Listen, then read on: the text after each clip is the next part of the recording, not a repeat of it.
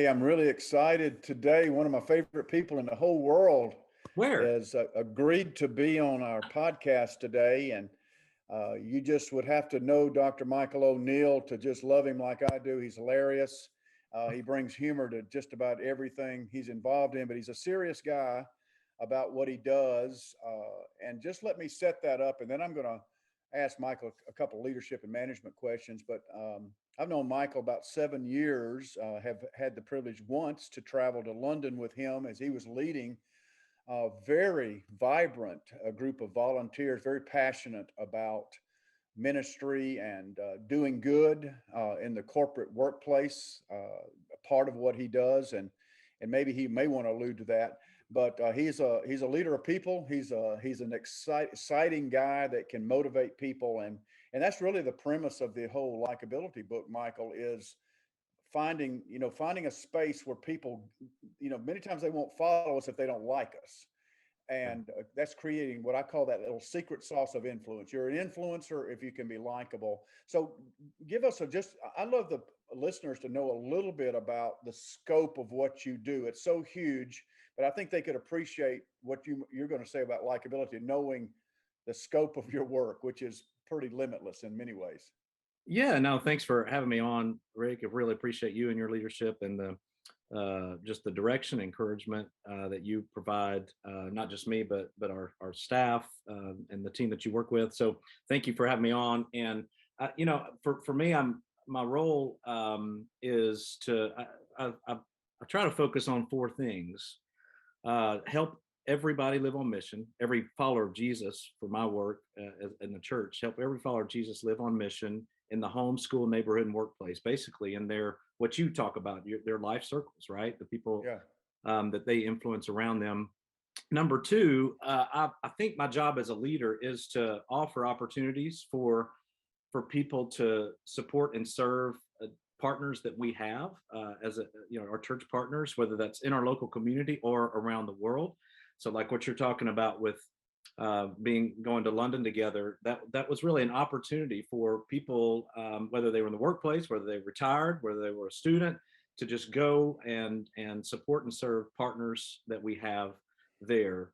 A third goal is to plant churches. I just believe that if you look at the New Testament, and we want to be New Testament people, there was bold proclamation of the gospel that resulted in disciples being made, that resulted in churches being planted and multiplied, and so that's what I want to be about as well. And so a lot of my work is done with church planters, supporting them, encouraging them, coming alongside them, again connecting our people, members of our church, members of other churches with them, and then the final goal or purpose is to equip mission leaders, because if you don't have the leaders equipped, you can't do the other three things that I just talked about. So that's a major focus of my Yeah, and work. I want to help position your work with my business and corporate Yeah. clientele,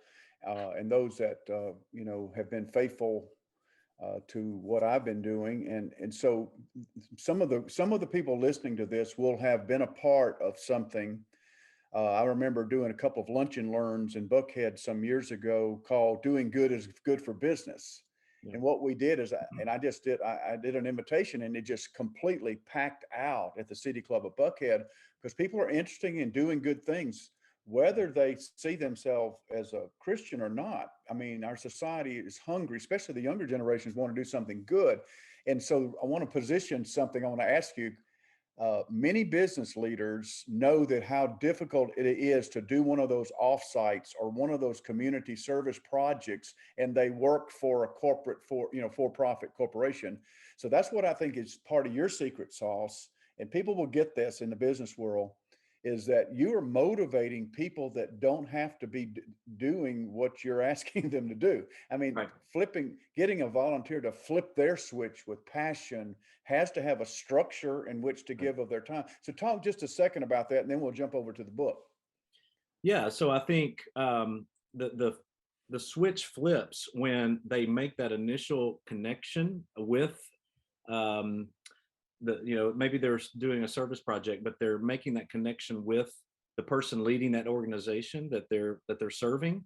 Mhm. And then a relationship develops after, as a result of that, just that initial connection. And then the relationship grows. So as the relationship grows with that organization, with that, for us, a local partner or a global city partner, then the passion follows that as well, because you're invested, you're involved.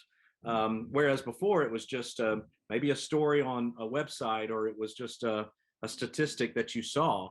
But now you're personally invested and you're involved in the work, and you're experiencing the difference making that's happening, and you're excited to be a part of that. And so Yeah.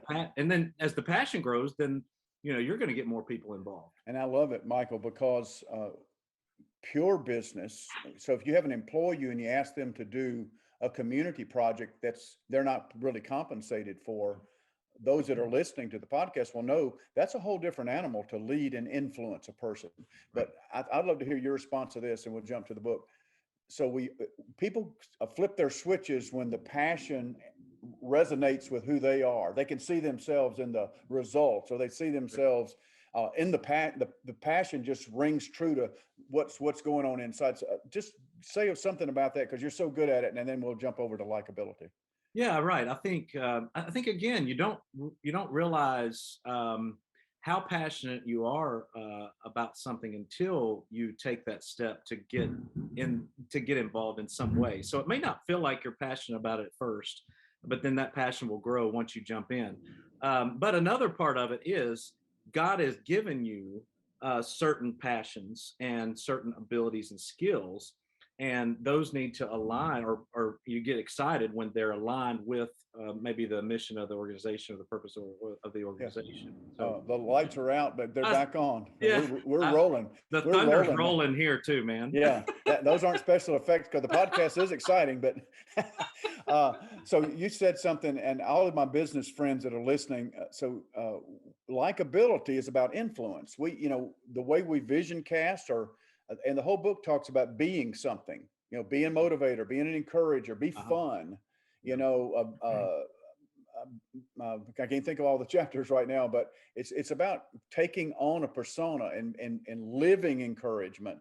So I don't know which one of those chapters you want to say a word about, and then just kind of speak to our listeners and how it's been applicable maybe to some of the stuff you're doing. Yeah, I mean, there are quite a few chapters that the be an encourager, really, that I loved that chapter, because of the importance of encouragement, that everybody needs encouragement, right? Everybody, even Right. leaders need encouragement. But the chapter on communication, I thought, is just, I mean, some things that really stick out to me. For example, you have listening is part of communication. It's not just about talking to people, because sometimes I think when we think about communication, we're thinking about those who really use their words from a stage well, right? Or they present well. Well, that may be part of it, and it is part of it. But there's a relational aspect to it that's huge, huge. And so I think listening, and you said something, one of the things that really stuck out, you said the two most powerful experiences in life are achieving and connecting.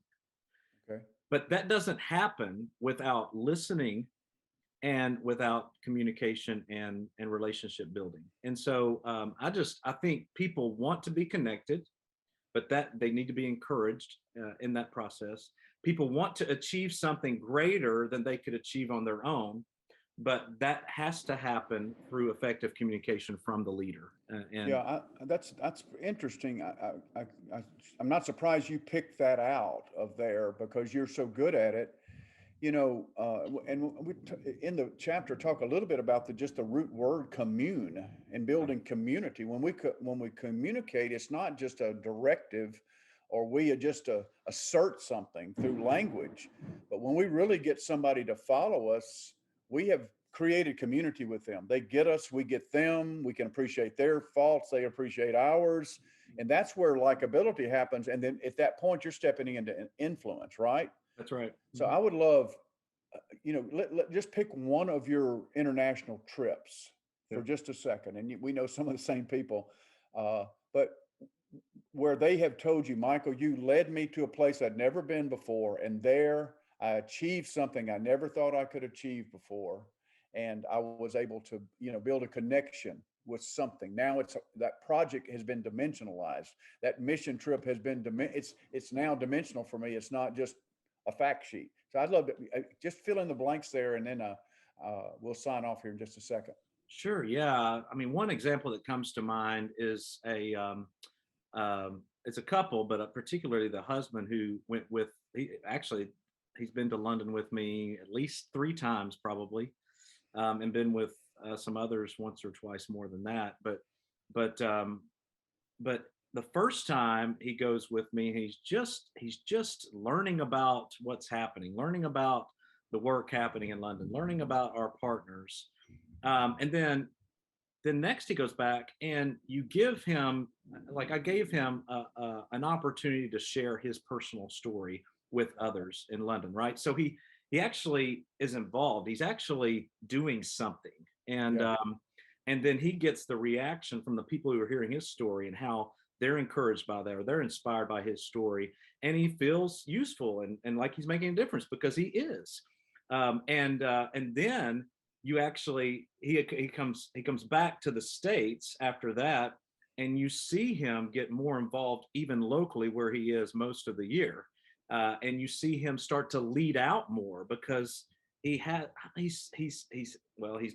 that experience, but he's caught the vision for what God can do and how God can use him.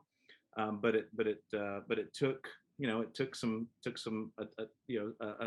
some boldness to actually step out and share and Yeah. actually do So something. so it's experiential. So Yeah, being yeah, the chapter "Be a Great Communicator" in the book is about being it, not just declaring it or reading about it or having the knowledge. I yeah, mean, we can study how to be an orator. We can study how to put a speech together. We can study how to have great, written communication skills.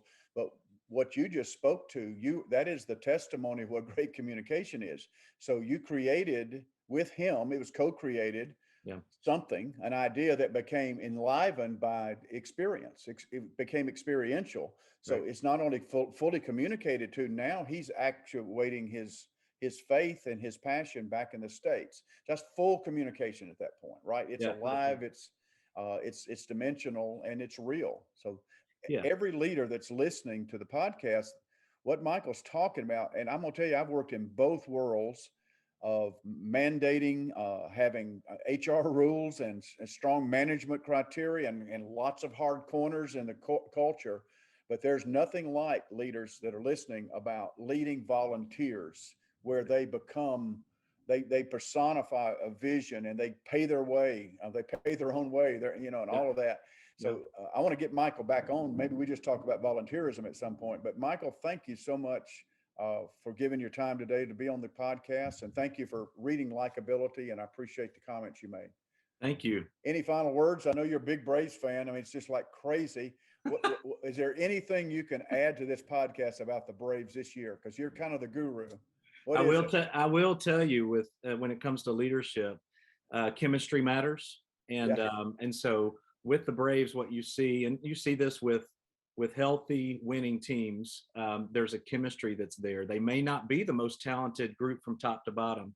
They may not get paid the most, but they love each other. They care about each other, and they pick up each other when one makes an error, somebody doesn't pitch well, somebody's not hitting the ball well, and that's what I love to see about my Braves. But you all have your own teams, I'm sure. But Yeah, but I mean, I love that chemistry. everybody listening should be a Braves fan. Just kind of get Yeah, over yeah, your thing yeah, and yeah, listen to Michael because he's pinned it. He's really pinned it, and that is, I mean, when you think about singular leadership, transactional leadership, one human to the other, you get into team leadership. It's a whole different animal, yeah. That's and right. you have to love each other and have that community of hope and community of purpose. All right, Right. man. Have a All good right. one. All right. I Thanks. don't know if the Braves are playing tonight, but man, it is They rocking and are. They're in rolling. Boston tonight. So go Braves. All right. See you, man. All Bye. right, Thanks for your time. bye.